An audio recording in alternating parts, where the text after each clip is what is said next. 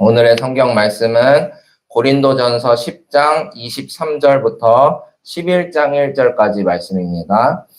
고린도전서 10장 23절부터 11장 1절까지의 말씀, 신약 261쪽 즈음에 있습니다.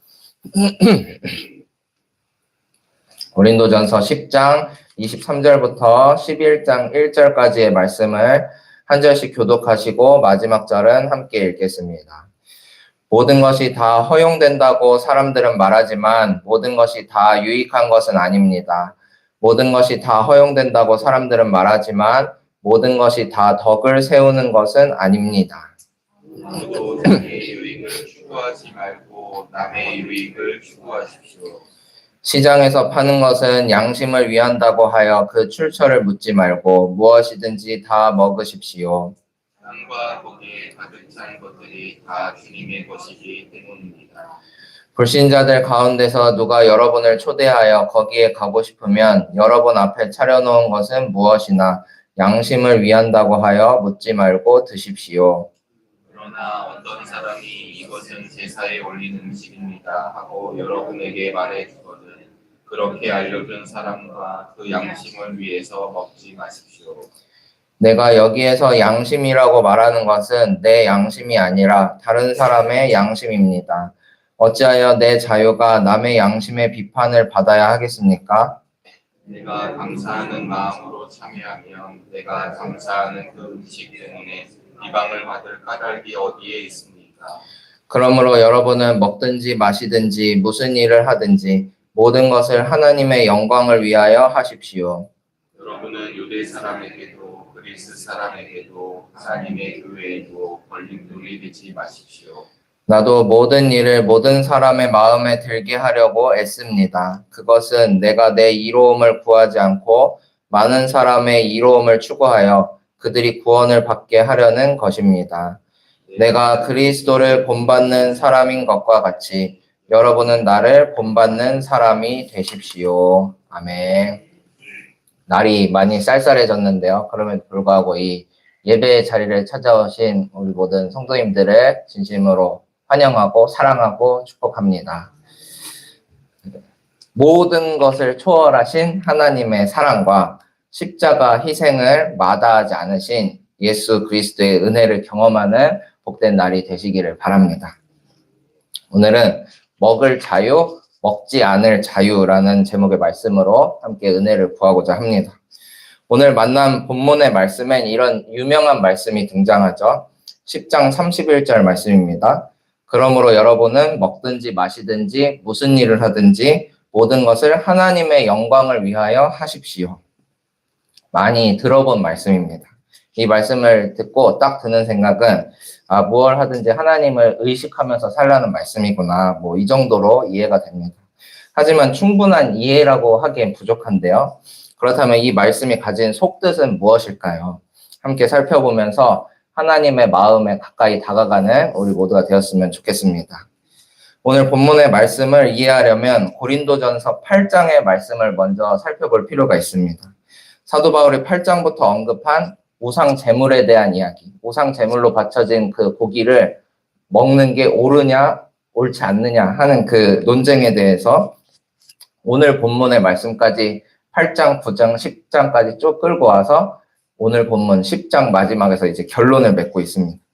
당시 유대인들에게는 이방 신전에 바쳐진 우상 제물들을 접촉하거나 먹는 것이 금지되어 있었습니다. 뿐만 아니라 이방인의 집에 초대를 받아 식사하는 것도 금지되었습니다. 하지만 고린도전서가 쓰인 이 배경이 되는 헬라 시대에는 이방인 그리스도인들도 많이 있었는데요. 이들에게는 실제로 다른 우상을 섬기는 이교도인 친척과 또 친구들이 많았습니다. 가족이고 친구들이고 하니까 이제 그들의 집에 초대를 받아서 식사를 했겠죠. 그럴 때면 우상신에게 제물로 바쳐진 고기가 나올 때가 많았습니다. 호의를 베풀며 대접하는 음식을 마다하기 어려웠을 겁니다. 음식을 맛있게 먹고 교회로 돌아오면 이방인 그리스도인들은 혼란을 겪어야 했습니다. 바로 유대인 그리스도인들이 이들의 이런 행위를 문제 삼았기 때문입니다. 당시 우상의 제물로 쓰인 고기는 제사장들이 그 이방 이방신의 제사장들이 그 동물을 죽여서 일부는 제단 위에서 태우고 일부는 제사장이 가져갔고요. 또 나머지는 제물을 바친 사람들에게 주었습니다. 따라서 우상에게 제물로 바쳐졌던 고기를 먹는 것은 이방인들의 관행이자 문화였습니다. 때로는 그 고기가 시장에 나오기도 했고요. 이를 거부하는 유대인 그리스도인들도 그게 이제 우상에게 바쳐진 건지 뭔지 모르고 사먹는 경우도 생겨났습니다. 상황이 이렇다 보니 교회 내에 신앙적인 갈등이 생겨났는데요. 유대인의 전통에 따르면 우상 제물들은 접촉하거나 먹는 것이 금지되어 있는데 이방인 그리스도인들은 알고도 먹는 이가 있었고 또 결국 유대인 자신들도 시장에서 사먹는 일을 완전히 피할 수도 없었습니다. 이 문제가 고린도 교회 안에서 큰 논쟁거리가 되었습니다. 유대인들은 고집을 굽히지 않았고 이방인들은 자기들의 입장을 호소했습니다. 교회 내 일부 유대인들은 이방인들이 함부로 우상 제물을 먹음으로써 그 양심이 악해지고 더러워진다고 비난하기까지 했습니다. 성경을 이렇게 쭉 읽다 보면요. 참 사람 사는 게 다 똑같구나 하는 걸 느낄 때가 많은데요. 특히 초대교회의 모습을 보면 그렇습니다. 오늘날 교회에서도 흔히 볼 수 있는 모습이 그대로 나타납니다. 각 교회마다 이제 관행들이 있습니다. 우리 교회는 원래 이렇게 해야 돼. 우리 교회는 쭉 이렇게 해왔어. 하는 그런 관행들이 있습니다. 새신자가 교회에 처음 왔을 때 그러한 관행을 먼저 배우죠. 한두 사람이 새신자로 이렇게 유입이 될 때는 그 교회의 관행에 맞추어서 따라가게 되어 있습니다. 그런데 어떤 두 교회가 통합되는 그 과정을 한번 가정해 보시기 바랍니다. 요즘 우리나라 교회도 교인 수가 이렇게 줄어들고 있으면서 그 건물을 유지하기가 힘들어서 뭐 50명 정도의 규모, 또 50명 정도의 규모가 하나로 통합되는 사례가 종종 나타나는데요. 이런 경우 A교회는 A교회가 지켜온 관행이 있습니다. B교회는 또 B교회가 지켜온 관행이 있습니다. 둘이 하나가 되려고 딱 만났을 때 이들이 모두 자기들의 관행만을 내세운다면 큰 갈등이 생길 겁니다. 누구 하나 뜻을 굽히지 않는다면 교회가 한 몸을 이루기 어려울 것입니다. 말씀이 기록된 시기에도 마찬가지였습니다. 관행을 따라야 한다는 입장과 상황에 맞게 해야 한다 하는 입장이 팽팽하게 맞섰습니다. 고린도 교회의 갈등을 지켜본 사도 바울은 지도자로서 이들에게 해결책을 제시합니다. 어느 한쪽의 편도 들어주지 않았고요. 하나님의 지혜로 권위 있는 말씀을 전합니다. 그 해결책에 해당하는 말씀이 바로 오늘의 본문 10장 23절부터 나오는 그 말씀입니다. 23절에서 사도 바울은 이렇게 말합니다. 모든 것이 다 허용된다고 사람들은 말하지만 모든 것이 다 유익한 것은 아닙니다. 고린도 교회에서 우상 제물을 먹어도 된다고 주장하는 사람들은 이렇게 주장했습니다. 하나님께서 세상을 창조하셨고 모든 소산물들이 다 하나님의 것인데 우리가 당연히 하나님의 자녀로서 먹어도 되는 것 아닙니까? 이런 논리로 주장을 했습니다. 사도 바울은 이에 대해서 이렇게 답합니다. 모든 것이 다 허용된다고 사람들은 말하지만 모든 것이 다 유익한 것은 아닙니다. 허용되는 것과 유익한 것에는 분명한 차이가 있다는 뜻입니다. 허용되었다는 것은 이제 자유가 있다는 말인데요. 허용되었다. 자유가 있다는 말인데 그 자유에 목표와 책임이 없다면 이는 자유가 아니라 방종이 됩니다. 방종은 제멋대로 행동하여 거리낌이 없다는 뜻이죠. 다른 말로 절제가 없는 상태, 무책임한 자유를 방종이라 부릅니다. 주어진 자유를 제멋대로 사용한다면 그것은 결코 교회에 유익하지 못하다 하고 사도 바울은 말하고 있습니다. 또 모든 것이 다 덕을 세우는 것은 아니라고 합니다. 즉 자유에는 어떤 목표와 책임이 따르는데 그리스도인들의 자유의 목표는 공동체의 덕을 세우고 모두의 유익을 위해 사용되어야 한다는 뜻입니다. 그러면서 24절과 같이 아무도 자기의 유익을 추구하지 말고 남의 유익을 추구하라고 합니다. 이것이 성도된 우리가 가져야 할 기본 자세인 줄로 믿습니다. 우리에게 자유가 주어졌다 하더라도 이것이 교회의 유익이 될까? 이것이 교회의 덕이 될까? 하는 마음으로 말하고 행동하라는 것이죠. 교회의 덕을 세우기 위해선 우리의 자유도 조금 제한할 줄 알아야 한다고 사도 바울은 가르치고 있습니다. 그렇다면 말씀의 주제였던 우상에게 바쳐진 제물은 먹어도 된다는 이야기일까요? 먹지 말라는 말일까요? 이에 대해서 사도 바울은 25절의 이하의 말씀에서 자세하게 말하고 있습니다. 먼저는 25절에서 시장에서 파는 것은 묻지 말고 무엇이든지 다 먹으라고 합니다. 이에 대해 시편 24편 1절을 근거로 삼습니다.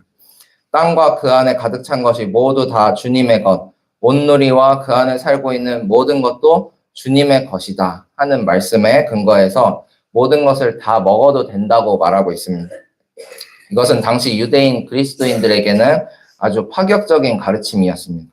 왜냐하면 철저하게 관행을 따르던 유대인들은 자신들이 먹을 수 있는 음식과 먹어서는 안 될 음식을 항상 구분하고 조사해 가면서 음식을 먹었기 때문입니다.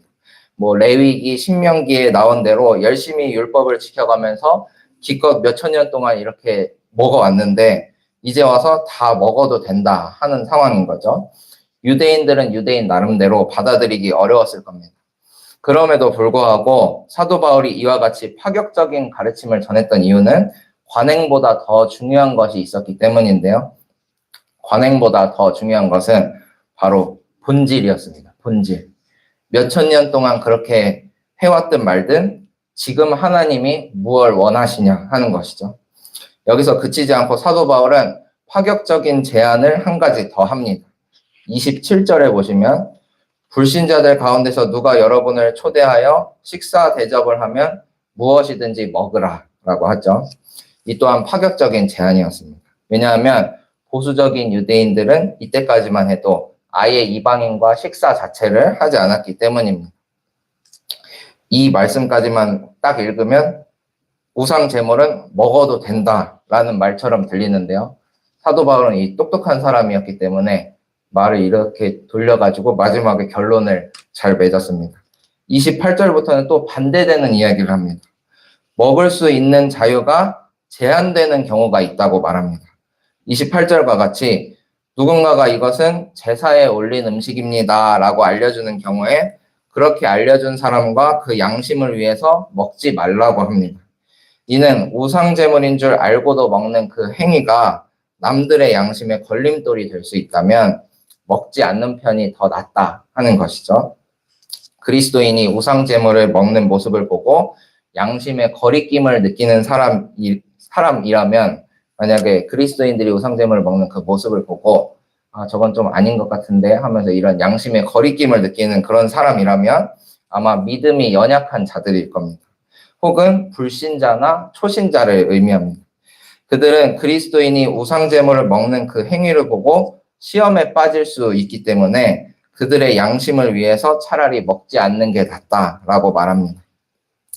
이렇기 때문에 그리스도인은 자유를 제대로 활용해야 할 필요가 있습니다. 자유를 선용할 필요가 있습니다.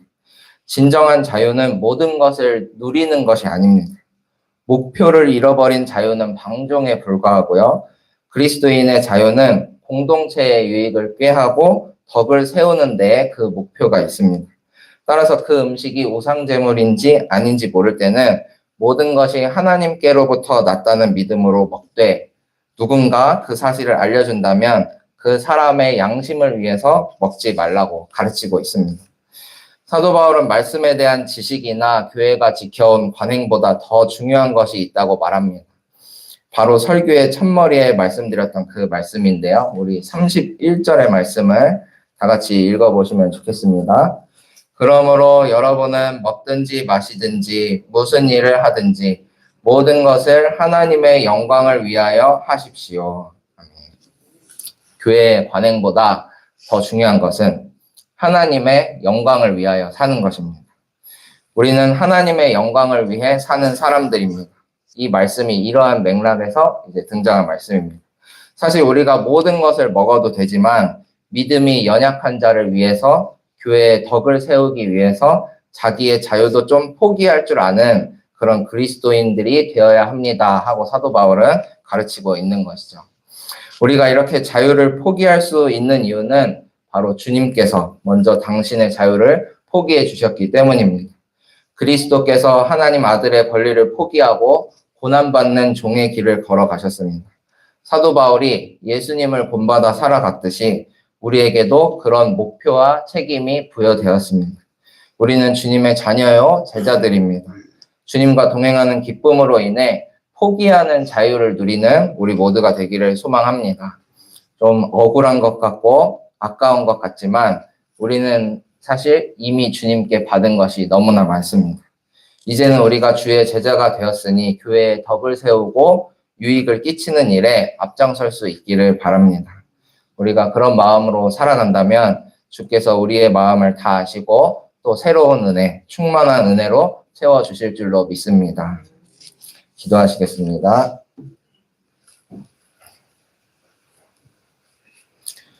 주님 감사합니다. 오늘도 주님 앞에 나와 예배하게 하시고 하루를 주님과 동행하며 시작하게 하시니 감사를 드립니다. 매일매일 주어지는 하루이지만 결코 당연한 것이 아니고 내 의지로 예배당에 나온 것 같지만 주님의 돌보심이 없이는 결코 불가능한 일임을 깨닫습니다.